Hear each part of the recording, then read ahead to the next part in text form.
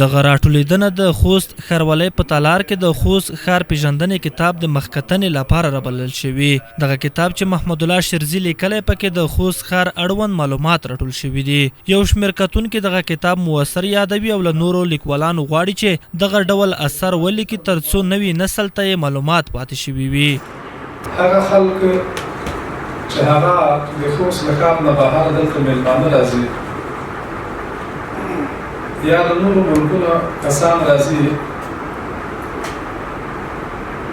هغوی دې ته مجبور هغوی دې ته لیواله وي چې دا خوست پسې څنګه پیژنم. دا خوست ښار کې څومره نفوس شته، په دې کې څومره قومونه اوسېږي، په دې کې مهم ځایونه شته، تاریخي اثار شته نه شته. نو یقیني که دغه کتاب د هغوی تر ګوتو پورې ورسېږي نو انشاءالله دغه ټولې ستونزې به حل شي. ځکه دغه کتاب کې د خوست د ښار نقطه پېژندل ذکر شوي دي او دوی د دې نه ډېر څه ترلاسه کولی شي. او بل مفتي صاحب یو ډېر بهترین څه ته اشاره وکړله چې خوست هغه ولایت دی چې د مختلفو لهجو راټولېدنه دلته شوې ده. نو که څوک غواړي چې د افغانستان خصوصا د پښتو مختلفې لهجې زده کړي هغه د خوست ته راشي، دلته به مختلفو لهجې وګوري.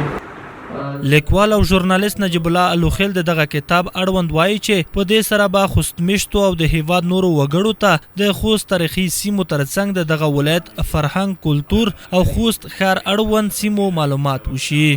دا کتاب موږ ته د خوست ښار پولې راښیي، د وګړو ناحیو حدودو سره ماشنا کوي، د خوست سیاحتي سیمې راپېژني، د دې د لویو او وړو قومونو له ځینو پخو او منل شویو دودونو خبروي، د پتنو خوستوالو خواړه راپېژني.